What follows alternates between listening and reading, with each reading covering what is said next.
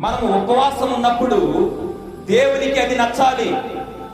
మనము ఉపవాసం ఉన్నప్పుడు దేవునికి అది ఇష్టముగా మారాలి. చాలా మంది ఉపవాసం ఉన్నామని బజార్లో డమ్ము కొడతా ఉంటారు. అవునా కదా? నేను చాలా మందిని చూశాను. మీరు చూశారు లేదో కానీ నేను మాత్రం చాలా మందిని చూశాను.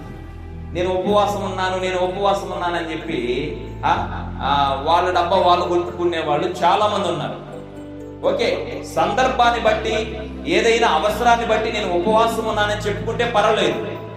కానీ నువ్వేదో పెద్ద కొండను పైన పెట్టుకొని నేను మోస్తున్నాను, దేశాన్ని మోస్తున్నాను, ఉపవాసం ఉండి ప్రార్థన చేస్తున్నానని నటించే వాళ్ళు చాలా మంది ఈ రోజున క్రైస్తవులలో లేకపోలేదు. దేవుని ప్రజలారా, అలాంటి ఉపవాసాలు దేవునికి వ్యతిరేకం.